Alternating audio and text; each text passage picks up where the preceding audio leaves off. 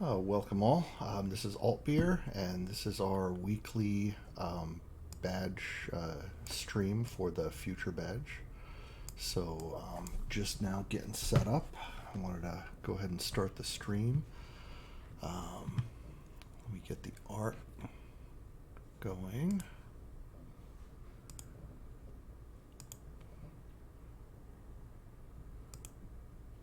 That's the wrong one.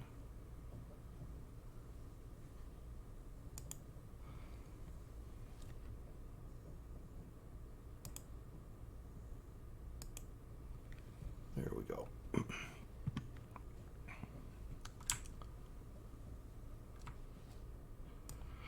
So yeah, quite a bit done to the art, specifically in the parts that aren't shown yet. So in order to use the art for all the different layers in the PCB, you have to define those layers. And for the voids that we want to do, the solder mask voids, that means we have to actually create the solder mask void. So unfortunately, unless I want silkscreen to cover every solder mask, which I don't, I have to avoid the silk in the solder mask void. So what we have here is the flames. I colored it just for ease of viewing. So you can see it's just a filled outline, but it's filled in such a way that it does not cross over any silkscreen. This way, when I export it, it will have these areas for the silk that are actually solder masked, that are not voided out. So yeah, I did the flame area. That took a while. Then I did the lightning area. That took a while. And I even did the area up here for the shadow effect on the text. So all of that is done. There's still more that needs to be done. One of the areas I was still working on was the solder mask void for the what will be the metal panels. Now for this, I'm going to have to do several layers here. This is just the solder mask void. Then I'm actually going to have to do the copper, which the copper doesn't have to adhere to these same rules. So I can just do this whole thing in copper, and it'll just be exposed where these green sections are. So yeah, if you look, the green sections are avoiding the silk screen, but the copper, I can just cover this whole thing in copper, and then the solder mask will cover the parts that we don't want, and silk can go on top of the solder mask. So still working on that, still a work in progress on that. But one of the other things that I run into with using fonts, because of the way that I basically export from Adobe Illustrator and import into KiCad, I export into DXF files and then import those as graphics on whatever layer I want in the footprint editor. Now, I'll show how we go about doing that. But the problem is no filled areas go over. It only does the stroke outlines of things by doing this. So this nice little text that's here, that's not going to work. What I'm going to have to do, and what I've started doing, is filling that in manually. So basically, if I turn that off, and then I'll show the layer that I'm currently working on, if I can find it. There it is. So you can see this area here that I'm working on. Let me get rid of that stuff. So we have outlines, and we have what looks like a filled area, but it's not actually a filled area.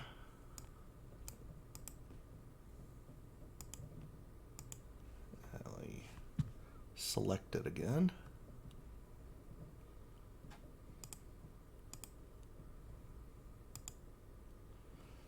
It is lots of individual little lines going back and forth. So that's what I'm going to have to do for every one of these letters. Seems like a pain in the ass, but I think it's worth it for the effect, the way that it comes out, and for the ease of import into KiCad with the consistent shapes and everything. Now, as far as the export and the import into KiCad, well, let me first check, is my Badge Life team on the call?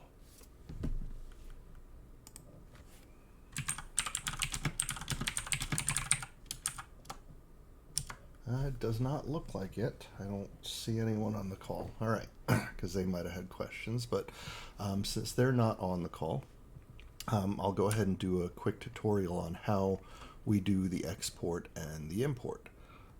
So first things first, let's turn you off, and let's say that I just want to export one of these items, right?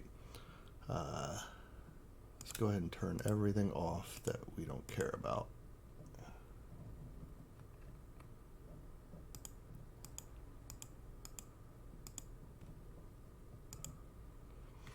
Okay. So we have our edge cut area here. This is the shape of the badge, the outer shape of the badge. Oh, looks like Sapien joined. Hey, how's it going? Yeah, this you can hear me. This is a new headset. I can hear you. Yep. Nice. So I'm just walking through how to do the export and import with graphics. So I figure I'll walk through that, and then since you're on, then we'll switch over and start talking about Kickstarter. So, because I've done a lot of work with the art, and so we're ready to start exporting and importing. So, yeah. So first things first, let's just pick something like the clock tower. Now, everything that I'm going to export and import is going to have the outer badge edge cuts. And what I'll do is in the footprint editor, I'll turn those into user drawing lines. This way I could line up all of these footprints when I put them on the PCB and not have to worry about things are going this way or that way. So now with this, like this, what we're going to do is select these two items. They have to be selected because I'm going to do a file. That's Illustrator. What was that? Illustrator? Yeah, this is Illustrator. Yep. Cool. So I'm going to export as, and then I'm going to choose a the DXF file. I've done a few already, but this one's just a test one that we're doing for this demonstration. And so we'll call him dash test. And I usually, the way I name these is I keep it the same file name as the Illustrator file and then put whatever text on the end. And then I usually put the sizing. Now, from trial and error, I've already figured out my size is going to be 7x2. And I'll explain what that means in a minute. And so here is what that means. So basically the scale, I'm going to choose pixels, and I'm going to say every 7 pixels is 2 units. Now in our case, I believe units are either millimeters or mils. I forget which KiCad uses. I'm not scaling the line weights, so I want the line weights to stay the same. I am going to export the selected art only, and I'm going to preserve appearance. And so I'm going to save that. And now I'll have that file is, I'll pull this over here. Yeah, it's over here, test. So now what I'm going to do, I'm going to open KiCad, and then we'll show how we import that. So where are you, EDA? So we'll get this launched. We'll go into footprint editor.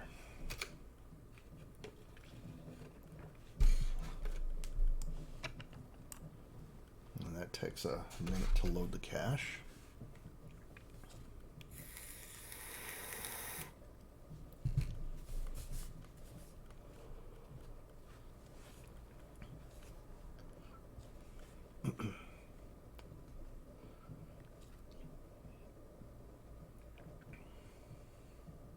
I believe it is millimeters, not mils, because when I started my trial and error to get the sizing right, the first export I did was a 1-to-1. 1 pixel equals 1 millimeter, and because this outline is 480 pixels across, I ended up with something in KiCad that was 480 millimeters across. So then I tried 2-to-1, 3-to-1, 4-to-1, and what I found was 4-to-1 was a little too small. It was like 120 millimeters by 70, and I needed it to be a little taller than 70. So I think where I'm at now with the 7-to-2, which is like a 2/7 fraction, that 7-to-2 makes it about 137 millimeters across by 80 millimeters tall, which I think will work for me. So let's show you how we do this. So I'm going to click this and I'm going to say, create me a new empty footprint. And other, and I'll call this test. Okay, so I got my test and my reference here. And I'm going to just change this to be the user drawing layer. Okay, so there's nothing in this footprint, right? So now what I'm going to do is I'm going to say File, Import, Graphics, and I'm going to choose a graphics file. And that's under our art. And there's the test one that we just did.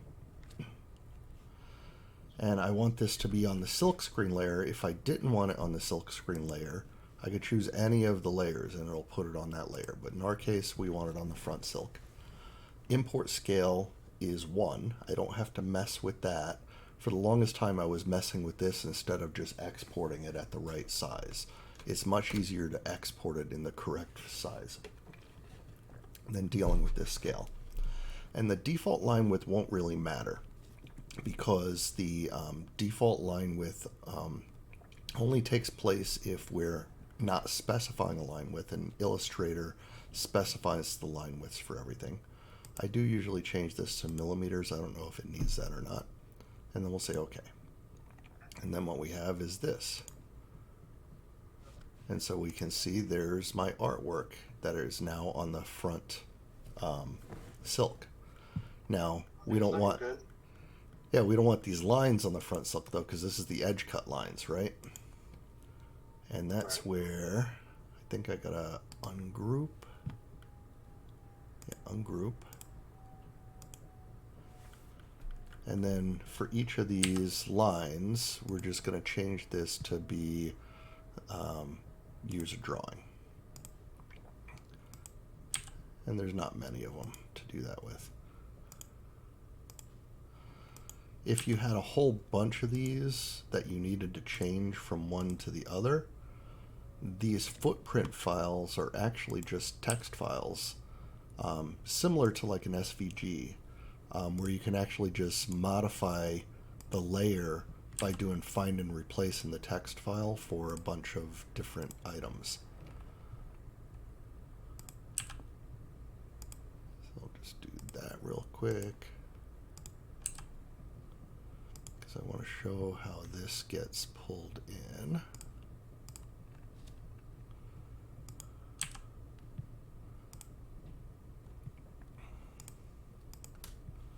All right, and then we're going to save him. So we saved test. It has this graphic. It has our lines, right?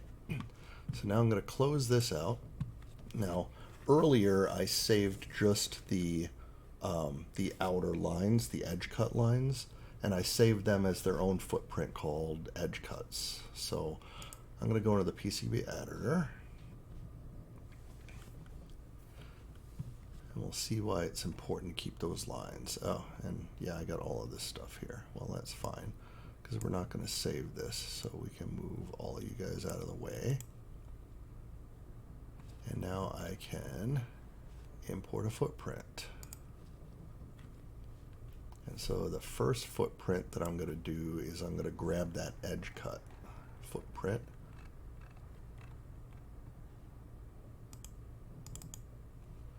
All right, so there's my edge cut footprint, and we can see that it's on the edge cut layer because of the color. So there's the edge cut layer. Now I'm going to add a footprint for my art, and we just did test.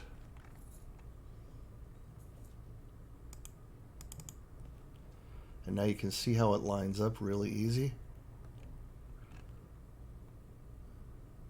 Yeah, that's looking good. Yeah, and I can adjust it in fine movements as well to get it lined up perfectly. Now imagine this was one element. I'm going to have a bunch of different elements that I'm going to be adding on here. That's why it's important to have this user drawing line here so I can line it up with the edge cuts. Because it doesn't matter if there's a user drawing line on the edge cuts. It's not actually printing anything. But it allows me to actually move these things around.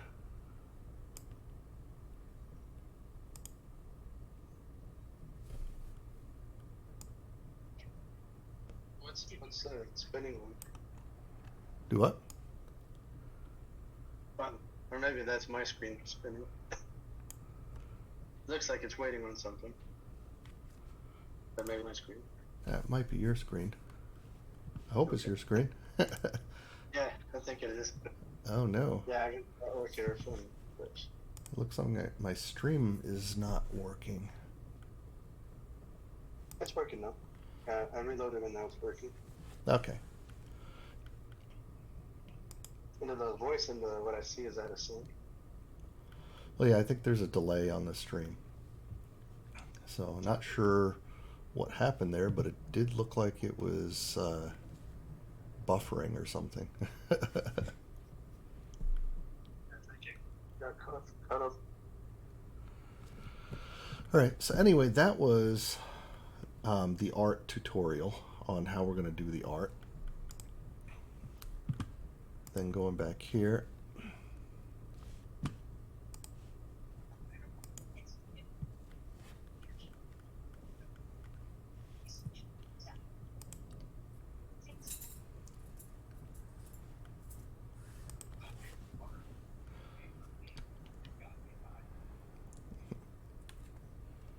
Yeah, other people were saying I was frozen, but I came back.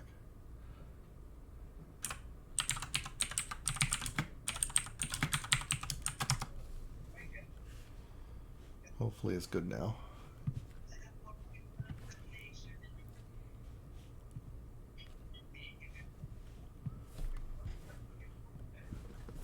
All right, so back to the art.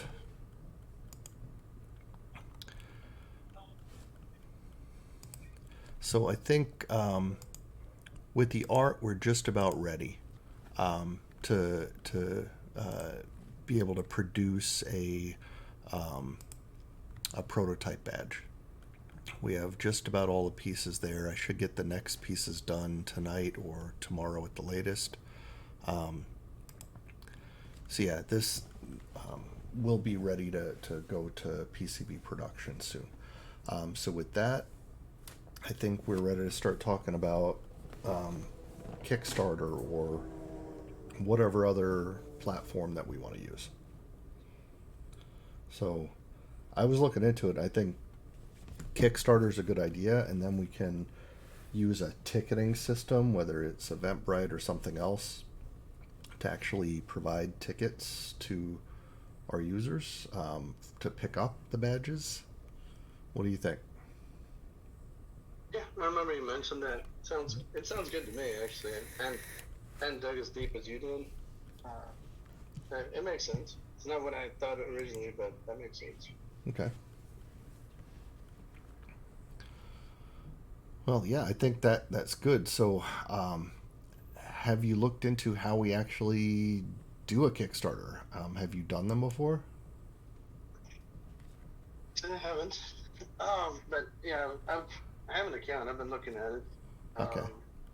Doesn't look complicated. I'd say the only real critical thing is we need a document, which is I don't think that's an issue.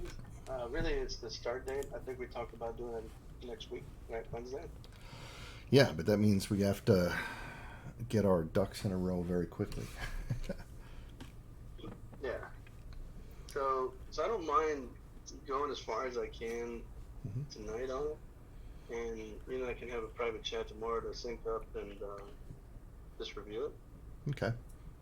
Because I'd like to have this set up. Yeah, just going into the weekend knowing what the plan is already. Yeah, that's what I'd like to. So maybe either tonight or tomorrow, I'll take a look at Kickstarter either tonight or tomorrow morning, just so I understand it better. And then maybe I don't know what your availability is tomorrow, but chat with me when you're free, and we can just chat and figure out how we want to get it going. Because I just want to make sure all of the required pieces that we know what those are and have those ready to go.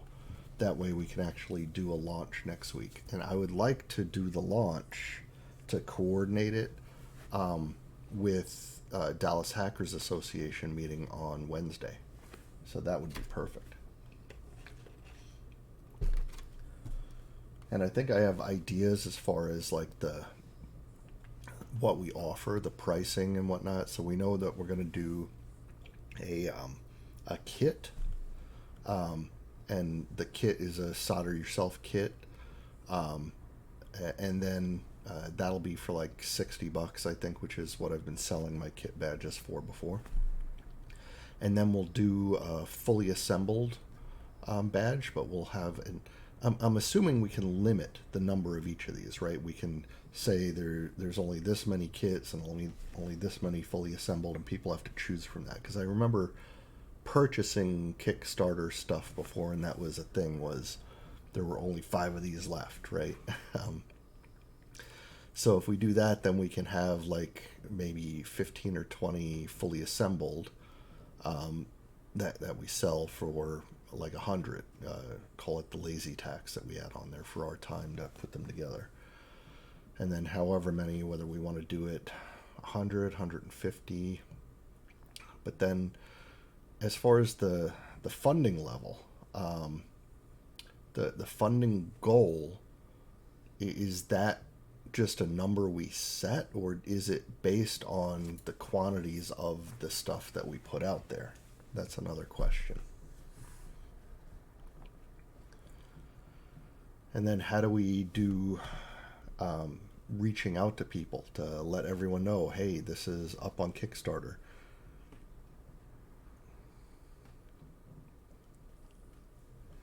Reward tiers. Yes. Looks like one of our stream chats came in. Yeah.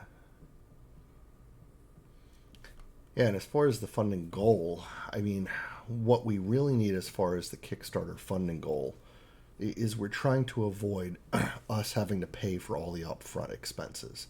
So if we do the funding goal, a reasonable amount, it'll guarantee that we get funded. We don't have to sell 100 badges to get funded. You know what I mean? Can you hear me, Sapien? I can hear you. Okay. Yeah, sorry, it was acting all weird for a second there. Okay. Yeah, so I'm just thinking, like, normally I would say, all right, if we're selling kits for $60 a kit, and we want to sell 100 of them, right? Then that means our funding goal would be 6,000.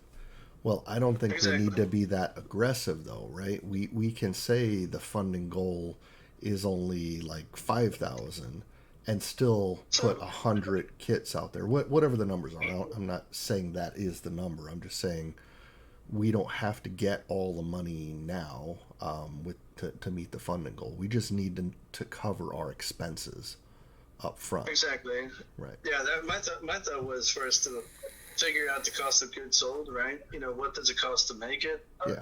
And then identify the number that we're going to produce, Mm-hmm. whatever that number is. That should be our threshold, Mm-hmm. right? And yeah, then after that, you know, I feel pretty good about the fact that we're going to exceed that, but I would say that that's our funding goal, right? Right. That way we know, no matter what, we're going to be good and clear on that. Mm-hmm. And we just have to be clear with people that we are not going to be shipping anything out. We're going to be providing them a ticket for picking up the badge at several locations, and we should put those locations on there. So, like, if I think there's a DHA meeting just before DEF CON, we'll say it's going to be at this DHA meeting in Dallas, and then it'll be at these 3 places in Vegas. And if you don't pick up, then you're how do we want to word it? You're donating your badge to a starving hacker. Yeah.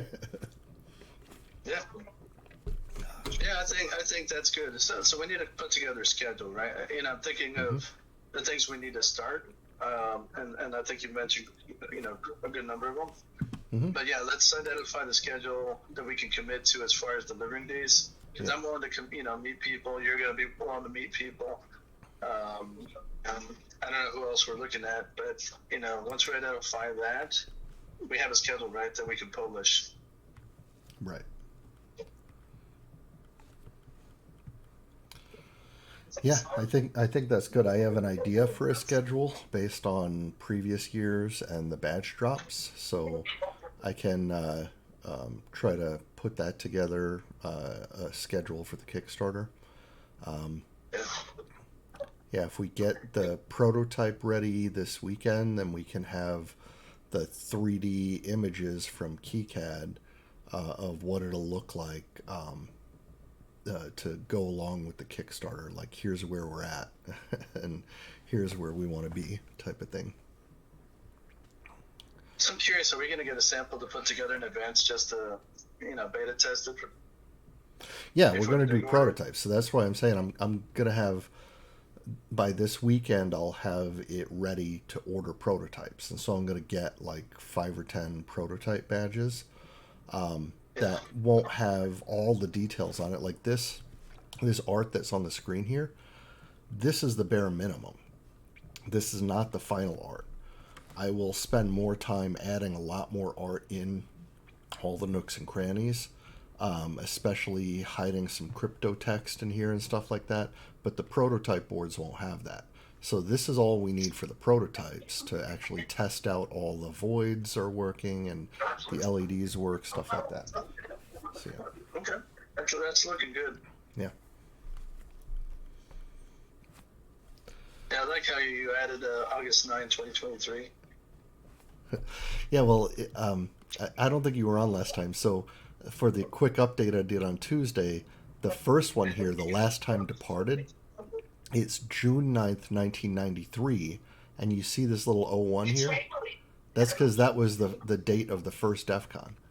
And then the August 9th, 2023 has a 31 because that's DEF CON 31. That's very cool. Yeah, and then just a random one in the future with the time 1337 because we're all elite. Yeah, I love it. Yep. That's cool, man. Good details. Yeah. Cool. So, Kickstarter, good, and then I've seen, I was looking at Eventbrite, but there's a dozen other services out there that if we're just wanting like a quick and free service to print out an electronic ticket for someone and then to be able to scan that ticket in when they pick it up. Yeah, I think there's services we can use, and we don't have to figure that out today. That can be done later during the Kickstarter. So, yeah, I think that's a plan. So, what else do we need to talk about as far as coordinating this? I'd say those are the big ones. I mean, I'm trying to think of, you know, I know we talked logistics before. I don't think that's an issue. Yeah, as far as quantities, I've been basing everything I've been ordering so far on the assumption that we were going to do 300 badges, and that's 300 total, including the ones we assemble and the ones we sell as kits. It'll all add up to 300. Any thoughts of going beyond that, or we're gonna stick to that? I think we're gonna stick to that just because that seems to be the sweet spot. I've done runs of 150 and 200 before, and I'm always out and like wishing I had more. And I've done a run of 500, and then I ended up with 200 left over. And so 300 seems to be the sweet spot, and that's why I think we'll stick there. That way, we might have some leftovers, but it'll be a dozen or so. It won't be 100, right? Because I don't want to have a whole bunch of extra product afterwards. So. Right. And I've been there. Yeah. I have a lot of stuff left over. Mm-hmm. I trust that. That's cool. Yeah. Plus, I mean, it's not like the components we're using are cheap. The ESP32s, even getting them from China, it's like $3.40 an ESP. So yeah, times that by 300, and we're up over $1,000 just on the MCU.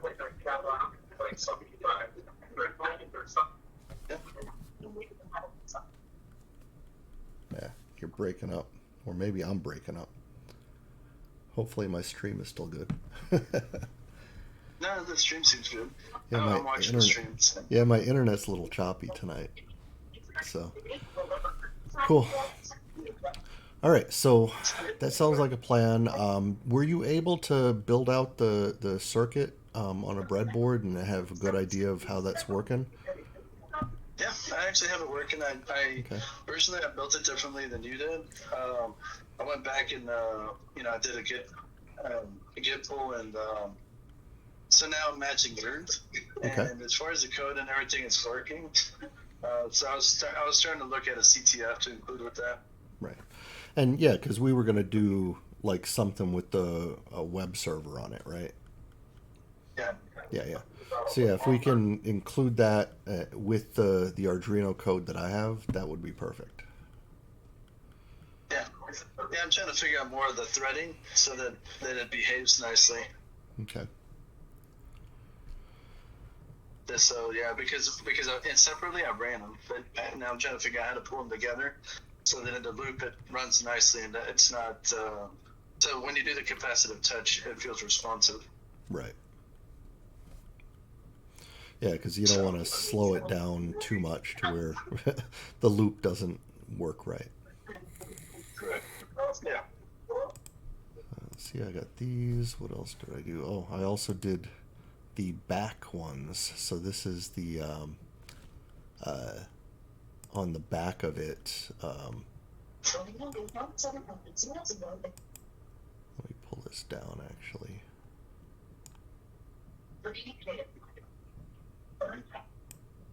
There it is. So because we have two different solder voids, we got the front and the back. And so I got those in there as well. So all of that's done.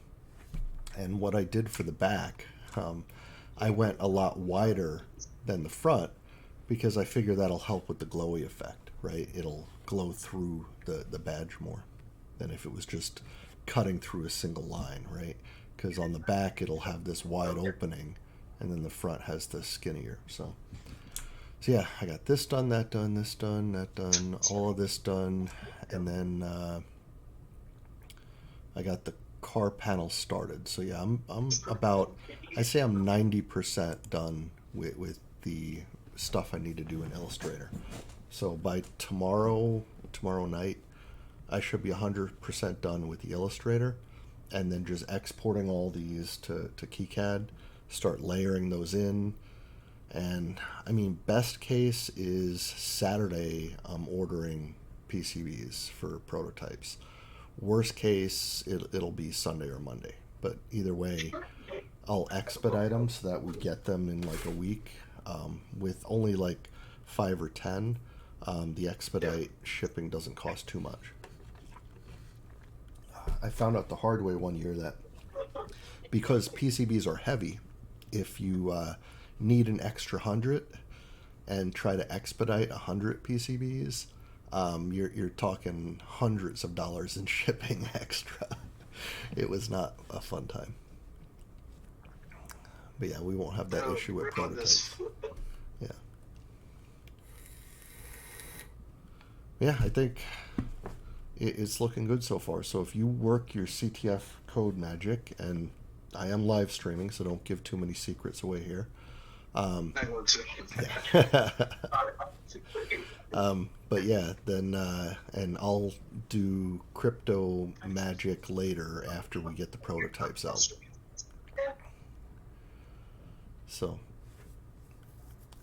yeah, I don't think we have too much more to talk about.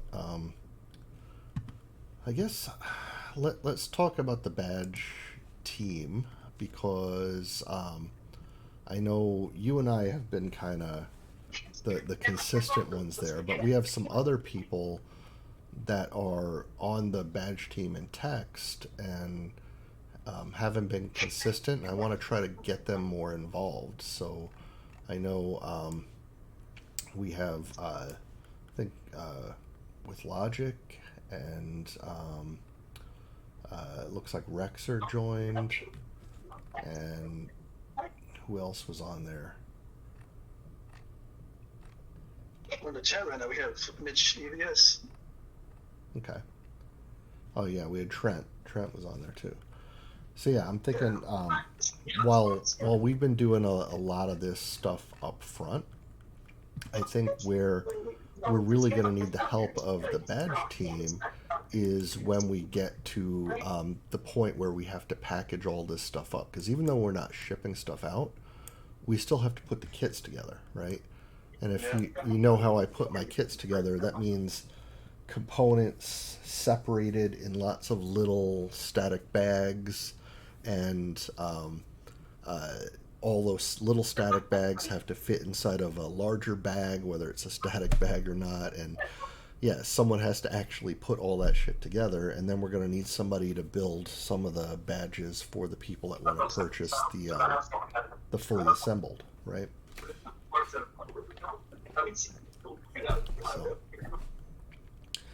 yeah, that's, I think, where the help will come in. Yeah.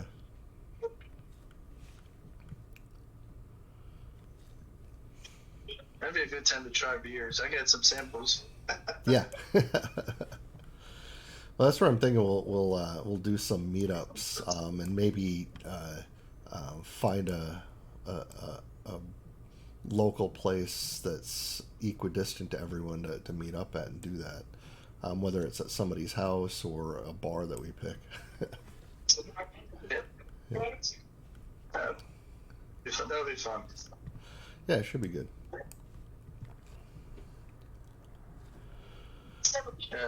Yeah, I mean, I'd offer up my house for sure. I mean, you know where I'm at. I guess I won't say it on the chat, but yeah.